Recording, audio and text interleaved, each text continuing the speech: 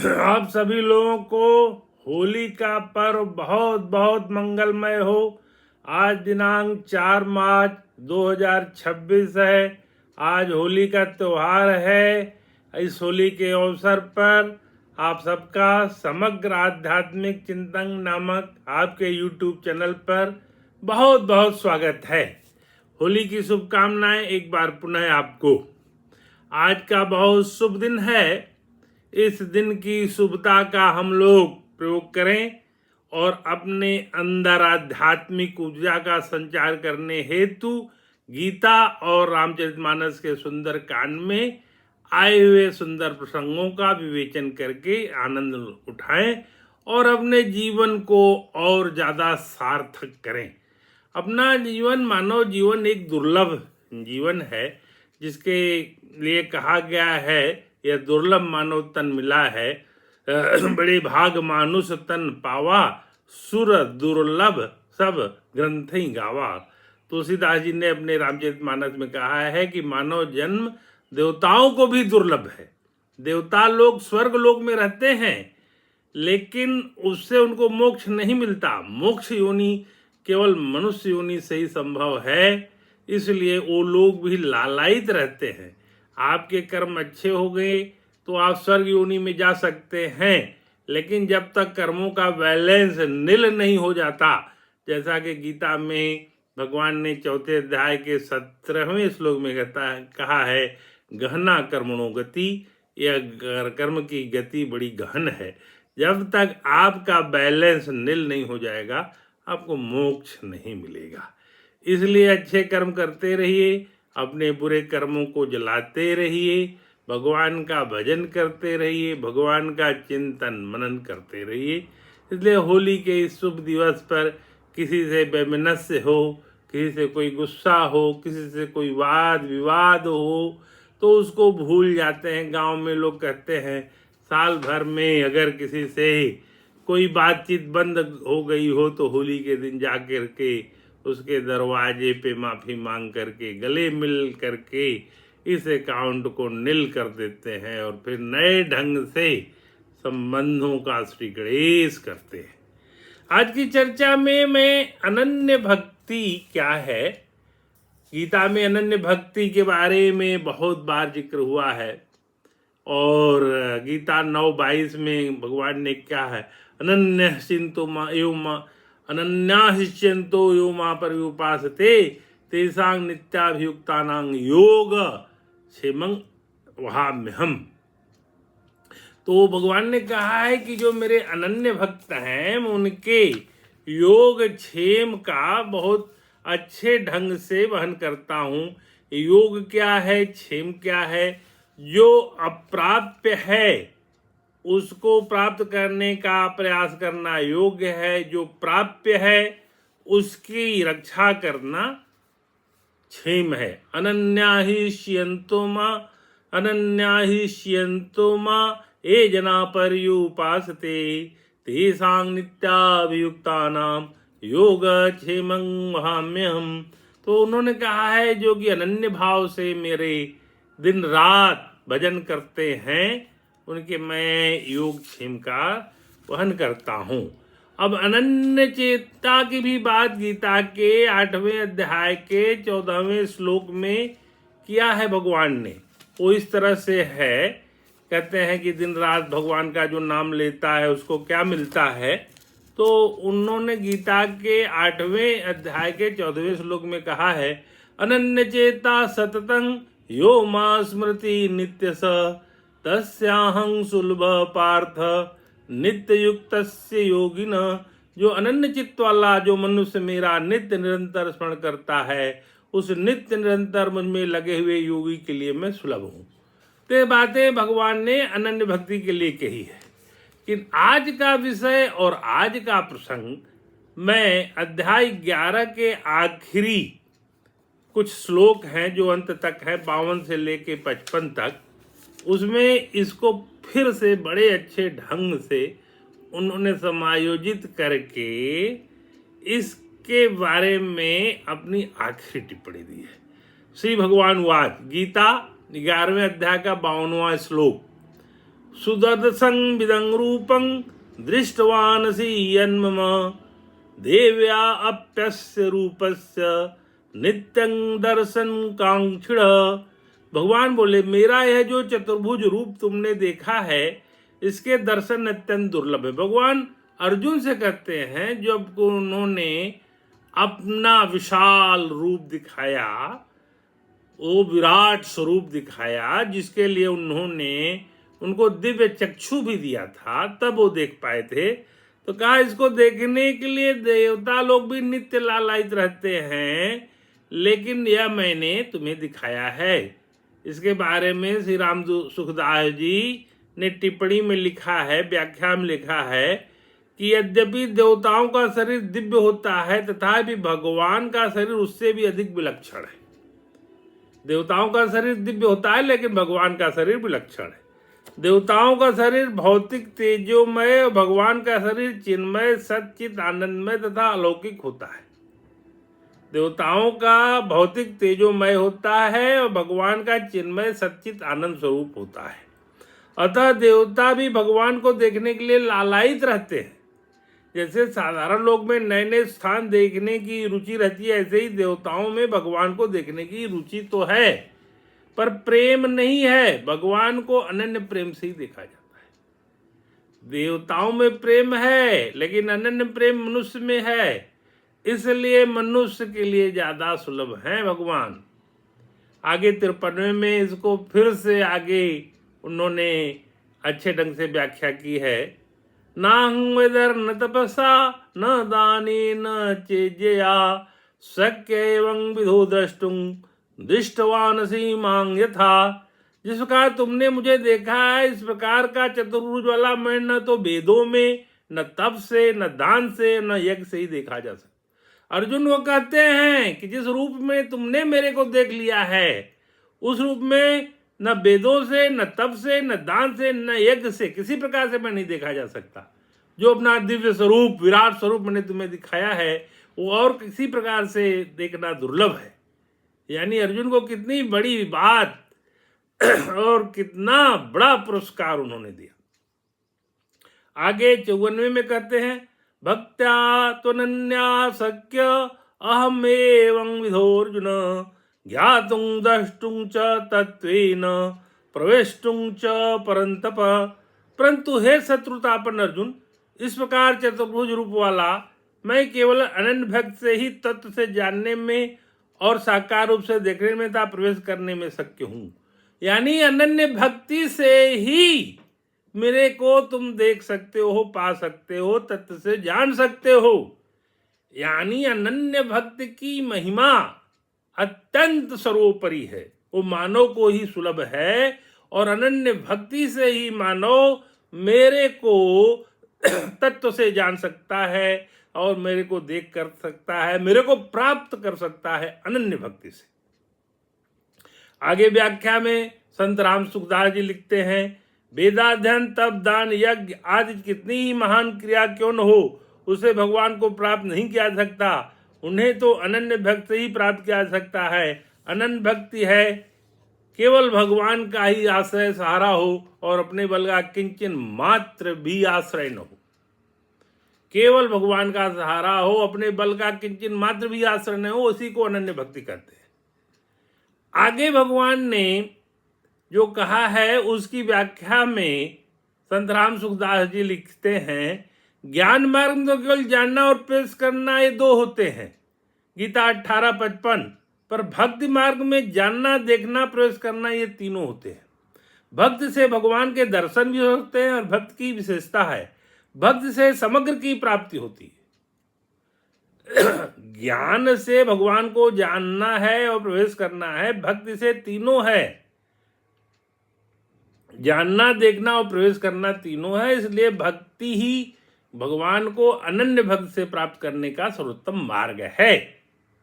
यानी एक कंफ्यूजन दूर कर लीजिए कि ज्ञान मार्ग से आप भगवान को प्राप्त कर लेंगे। भगवान को प्राप्त अनन्य भक्ति से, भक्ति मार्ग से ही प्राप्त किया जा सकता है। इसलिए भक्ति मार्ग सर्वोपरि है। ये बात मैं रेखांकित करके यहाँ कह रहा हूँ क्योंकि कुछ ज्ञानी लोग बड़े इस ज्ञान के अहंकार में रहते हैं कि भगवान को ज्ञान मार्ग से प्राप्त करना। भगवान को केवल अनन्य भक्ति से, भक्ति मार्ग से प्राप्त किया जा सकता है। 55वां ये सबका इसमें निचोड़ है। मत कर्म तन परमो मत भक्त संवर्जित निर्वैर सर्वभूतेषु यह स मामेति पांडव।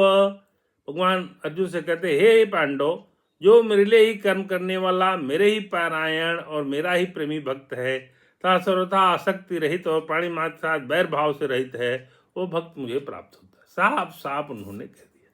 इसकी व्याख्या में राम सुखदास जी लिखते हैं, अनन्य भक्त के 5 साधन हैं। पहला, भगवान के लिए कर्म करना, अर्थात स्थूल शरीर से भगवान के पारायण होना। दूसरा, भगवान के पारायण होना अर्थात सूक्ष्मता कारण से भगवान के पारायण होना। यहाँ 3 तरह के शरीर हैं, वो स्थूल शरीर, सूक्ष्म शरीर और कारण शरीर, तीनों से भगवान के पारायण होना। भगवान का प्रेमी भक्त होना अर्थात स्वयं से भगवान का पारायण होना। चौथा, सर्वथा आसक्ति रहित होना, बिना आसक्ति के रहना है। 5वां, प्राणी मात्र के साथ बैर भाव से रहित होना। इन 5 में प्रथम 3 बातें भगवान के संबंध जोड़ने से लिए हैं और अंतिम 2 बातें संसार से संबंध तोड़ने के लिए हैं। भगवान से संबंध जोड़ना है और संसार से संबंध तोड़ना है। ये दोनों जब होगा तब अनन्य भक्ति होगी और भगवान मिलेंगे। संसार की श्रद्धा सिद्ध की दृष्टि में नहीं है, प्रच्युत साधक की दृष्टि में। अतः साधक को सावधान रहना चाहिए कि वो संसार के साथ किसी भी तरह का संबंध न माने, क्योंकि संबंध ही बांधने वाला है। संसार के साथ किसी भी तरह का संबंध अगर आप जोड़ते हैं तो आप बंधन में फंस जाते हैं। संसार से अपने बंधन को तोड़ना है और भगवान से अपने बंधन को जोड़ना है। यह ये बात भी बताना समीचीन है कि अभी कुछ लोग इसी में फंसे हैं कि भगवान हैं कि नहीं हैं। तो उस विषय में मैं यही कहूँगा, गीता के 4थे अध्याय में ही भगवान ने कह दिया है शुरू में कि जो लोग श्रद्धावान लभते ज्ञान, जो श्रद्धावान है वो ज्ञान को प्राप्त होगा। तो जिसके अंदर श्रद्धा ही नहीं है तो ज्ञान शून्य रहेगा, तो भगवान की सत्ता में ही उसको जो है अविश्वास पैदा हो जाता है। तो उसी में आगे भगवान ने लिखा भी है, संशयात्मा विनश्यति। जो संशयात्मा है, गीता के 4थे अध्याय के 40वें श्लोक में लिखा है, जो संशयात्मा है उसका विनाश हो जाता है। तो श्रद्धावान लभते ज्ञानम, जो श्रद्धावान है उसी को ज्ञान प्राप्त होता है। तो जिसको और असंशयात्मा विनश्यति, तो जो जिसको संशयात्मा, जिसको भगवान के अस्तित्व में ही शंका है, वो उसका तो नाश हो जाता है। आगे सुंदरकांड में हम देखते हैं तो उन्होंने साफ कहा, निर्मल मन जन सो मही पावा। जिसका मन निर्मल होगा वो मेरे को प्राप्त करेगा। जिसका मन ही मलयुक्त है, दोषपूर्ण है, गंदा दृष्टि है, उसको भगवान में अविश्वास हो जाएगा। और कहते हैं पुराने पाप भी अगर जिंदा हैं तो तुलसी पूर्व जन्म के पाप से हरि चर्चा न सुहा। अगर पूर्व जन्म के पाप आपके अगर अभी भी जिंदा हैं आपके प्रारब्ध कर्म में, संचित कर्म में, तो आपको हरि की चर्चा नहीं अच्छी लगेगी। क्षमा करेंगे अगर ऐसे लोग मेरे को सुन रहे हैं। तो उन्होंने साफ तुलसीदास जी ने किया है, जाके प्रिय न राम वैदेही तजिह ताहि कोटि बैरिन सम यद्यपि परम स्नेही। उन्होंने कहा है कि जिसके भगवान राम और वैदेही न प्रिय हैं उसको बैरी के समान त्याग देना चाहिए। तो अगर पूर्व जन्म के पाप से हरि चर्चा न सुहाए और अश्रद्धावान हैं, तो साफ लिखा है गीता में कि संशयात्मा विनश्यति। जिनके अंदर अभी ईश्वर के अस्तित्व में ही शंका है, उनका विनाश निश्चित है। विनाश का मतलब वो अभी अधोगमन, अधोपतन, आवागमन के मार्ग में फंसे हुए हैं। मानव जन्म पा करके अधोगति को भी अगले जन्म में प्राप्त होने की तरफ वो पूर्ण रूप से अग्रसर है। तो ऐसे लोग अगर गीता नहीं पढ़ रहे हैं तो आप मत परेशान हुए। अभी उनके अंदर गीता पढ़ने की, गीता को समझने की, भगवान को प्राप्त करने की, भगवान को तत्व से जानने की अभी वो चेष्टा के मार्ग में नहीं आए हैं। तुलसी पूर्व जन्म के पाप से हरि चर्चा न सुहा। पूर्व जन्म के यदि पाप अभी भी जिंदा हैं, अभी वो पूरी तरह नष्ट नहीं हुए हैं, तो उनको हरि की चर्चा अच्छी नहीं लगेगी। हर हर निंदा सुनहि जो गाना, होई पाप गोघात समाना। हरि और हर, विष्णु और शिव की जो निंदा कान से सुनेगा उसको गोघात गोवध के समान पाप लगता है। तो ऐसे लोगों से दूरी बना के अपने को भगवत चिंतन में निरंतर अग्रसर रखना है। आगे मैंने कहा कि अनपायनी भक्ति क्या है, तो ये हनुमान जी ने भगवान से मांगा है। तो महान भक्त हुए थे हनुमान। सुंदरकांड में 48वें दोहे के आगे जो प्रसंग आता है उसमें भगवान 48वें दोहे के बाद जो प्रसंग आता है उसमें विभीषण ने अपने लिए जो भक्ति मांगनी है शिव मन भावनी मांगी है। विभीषण जी ने भगवान से जो भक्ति मांगी वो शिव को मन भावनी जो भक्ति वो मांगी, लेकिन हनुमान जी ने भगवान से दोहा 32 के बाद जो चौपाइयां आती है उसमें अनपायनी भक्ति मांगी है। तो अनपायनी भक्ति अगर हनुमान जी ने मांगी है तो श्रेष्ठ होगा। हनुमान जी भगवान से कोई चीज मांगे तो श्रेष्ठता से कम नहीं होगी। और भगवान ने एवमस्तु करके विभीषण को शिव मन भावनी भक्ति दी और हनुमान को अनपायनी दी।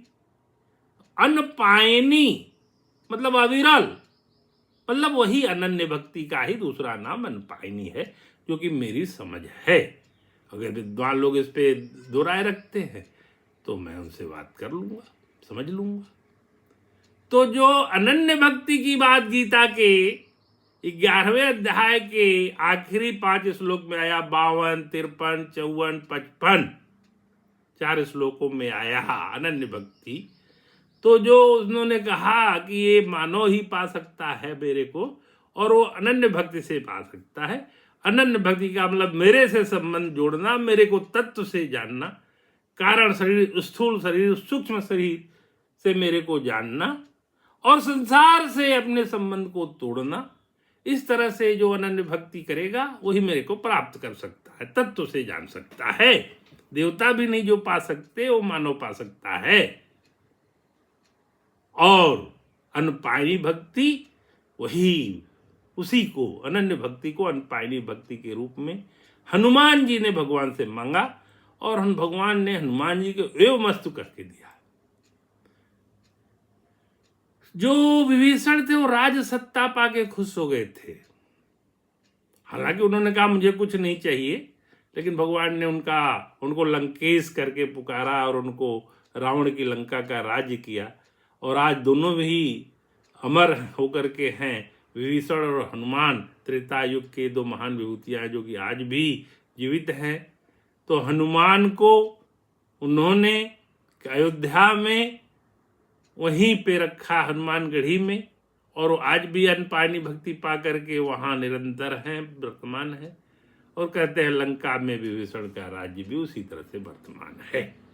हमें अपनी नग्न आंखों से जो नहीं दिख रहा है तो उसके बारे में, वो एग्जिस्टेंस के बारे में शंका न करें, क्योंकि उन्होंने जो दिव्य दृष्टि दी अर्जुन को उस बाकी लोगों को नहीं दी। और जब अर्जुन ने दिव्य दृष्टि से देखा तो उनके तो ज्ञान चक्षु खुल गए थे और फिर वो कहते हैं बौरा गए थे। उनकी वैभव और उनकी क्षमता अपने उन नेत्रों से देख करके उनको पता चल गया। तुमादिदेव पुरुष पुराण तुमस्य विश्वस्य प्रदं जानम वित्तास्य वेदं च प्रं जानम त्वया ततं विश्वमनंत रूप वायुरमुग्निवरुणसंक प्रजापतिस्त्वं प्रपितामहश्च नमो नमस्ते सहस्रकृत पुनश्च भूयोपि नमो नमस्ते। अजानता ही महिमानं तवेदम, कहते हैं मैं अपने अज्ञानवश आपकी महिमा को नहीं जानता। हे कृष्ण, हे माधव, हे सकेती, कभी आपको कृष्ण कहा, कभी माधव कहा, कभी सखा कहा, और आप तो ब्रह्म स्वरूप है महाराज। बड़ी गलती हुई है, मेरे को क्षमा कर दीजिए। जब इस तरह की शरणागति हुई तब उन्होंने कहा कि मैं तुम्हें बार बार युद्ध करने के लिए ललकार कर रहा था और प्रेरित कर रहा था, अब तुम इन मानवीय संबंधों के चक्कर में पड़ के इस मिले हुए अवसर को खो रहे हो। वही मानव जीवन हम लोगों को प्राप्त हुआ है जो अर्जुन को प्राप्त हुआ था। हमको भी कुछ कर्म करने के लिए इस योनि में, इस धरा पे भेजा गया है। हमारे पुराने जन्म के तमाम कर्मों के हिसाब किताब के बाद यह दुर्लभ मानव जन्म मिला है। इस बात को मैं बार बार रेखांकित करके अपनी चर्चा में ले आता हूं कि शायद मेरी इस चर्चा से एक दो लोगों का भी असर हो जाएगा तो उनका जीवन धन्य हो जाएगा। गीता का उपदेश देना मेरे लिए कदापि संभव नहीं था, न मैं जानता था, लेकिन भगवान के कार्य में अगर कोई लग गया है और भगवान की वाणी को लोगों में प्रचारित प्रसारित कर रहा है तो इससे बड़ा भगवान का कार्य नहीं हो सकता है। इस सृष्टि पे मानव जन्म में कृष्ण की बातें करने वाला, कहने वाला और उस पर विचार करने वाला एक दुर्लभ अवसर है और इस अवसर को पा करके मैं अपने को धन्य पा रहा हूं। मेरे पास जो भी उपलब्ध गीता की कमेंट्री हैं वो अत्यंत सुंदर कमेंट्री हैं। उनको पढ़ने का, सीखने का, उनको मनन करने का भी मेरे को सौभाग्य मिला है। और अब तो युवा वर्ग को भी गीता से कुछ प्रेरणा देने का मेरे को अवसर मिल रहा है, जिसके लिए मैं अपने इस मानव जीवन को धन्य मान रहा हूँ। अपने इस कार्य की सफलता का मैं चरमोत्कर्ष मान रहा हूँ कि मैं युवा वर्ग के लोगों को जो भटके हुए हैं, जो इस मानव जीवन की उपलब्धियों से थोड़े चूक गए हैं और जिनको कि जीवन में कुछ अवसरों में अगर कोई परेशानी हुई है और उनके अंदर डिप्रेशन आ गया है तो उसको डिप्रेशन से बाहर निकालने का जो एक महत्व दायित्व है उसको करते हुए मुझे बड़ा आनंद आएगा, मेरे को बड़ी आनंद की अनुभूति होगी और इसको मैं भगवान का कार्य समझ करके करूँगा। इस दायित्व के साथ आज के इस उद्बोधन को मैं यहीं विराम देता हूँ और याद करता हूँ कृष्णाय वासुदेवाय हरे परमात्मने प्रणतः क्लेशनाशाय गोविंदाय नमो नमः। सर्वे भवन्तु सुखिनः, सर्वे सन्तु निरामया, सर्वे भद्राणि पश्यन्तु, मा कश्चित् दुःखभाग् भवेत्। एक बार पुनः स्वामी विवेकानंद की टिप्पणी को याद करते हैं जिसमें उन्होंने कहा था, नास्तिक वह नहीं है जिसका कि ईश्वर में विश्वास न हो, नास्तिक वह है जिसका कि अपने ऊपर विश्वास न हो। अगर आपको अपने ऊपर विश्वास नहीं है तो आप एक महान नास्तिक व्यक्ति हैं। तो अपने अंदर विश्वास पैदा करिए, अपने अंदर अपार ऊर्जा का जो भंडार है उसको महसूस करिए, उसको जागृत करिए और फिर से अपने कर्म में लग जाइए। उत्तिष्ठ जागृत प्राप्य वरान् निबोधयत्, ये उपनिषद का वाक्य है। उठो, जागो और अपने लक्ष्य को प्राप्त करो। तो संपूर्ण युवाओं से मेरा आह्वान है कि उपनिषद के इस वाक्य को सार्थक करने में लग जाएं। नमस्कार। आप लोगों को एक बार फिर से इस पर्व की, महान पर्व होली की बहुत बहुत शुभकामनाएं।